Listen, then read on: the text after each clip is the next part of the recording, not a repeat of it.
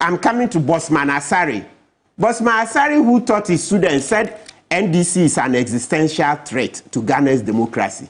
A professor, that NDC is an existential threat. Oh, initially, those days it looked good, right? Until Akufo-Addo came and performed far worse than John Mahama. Then we said that, what this professor said is rubbish. Yeah.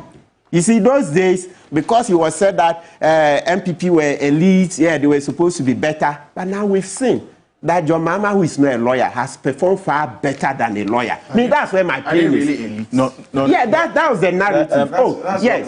Are they really elite? And that's how I say, I'm talking about the year 2000. So I'm looking at the pivotal. You see, starting from 2000. Yeah, those days. Maybe if you were in here. No, I know. In those days. Yeah, 2000. Trying to emphasize. So it was said that NDC, they were made up of the masses, veranda boys, etc. So if you were in the university, remember Professor Jampo, those days, hey, you didn't want to see anything close and be associated with NDC at all. If you're in the university, elite, as a university student, you thought that, yes, you belonged with MPP. But now time is shown us that Mahama, who is not a lawyer, has performed far better than Akufo-Addo. But are you surprised? When Akufo-Addo went to University of Ghana, he didn't do well. Akufo-Addo was a struggling student. Was it third class or pass? You see, in 2008, when Atta Mills was there, all these records were brought out.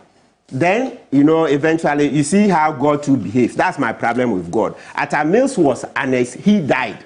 Then these bad boys, they live longer. That's the irony in life. So my point is that Akufo-Addo came to University of Ghana, performed very poorly. Poorly, 10th class, or was he a pass? Such a person, do you think becoming president, he was suddenly going to become Solomon? Do you think somebody who made that grade, 3rd class, was he a pass in economics, was suddenly going to become an economic messiah in government? No. So that's why we chose. We're hoping that, having left school, some people may not do too well in the classroom.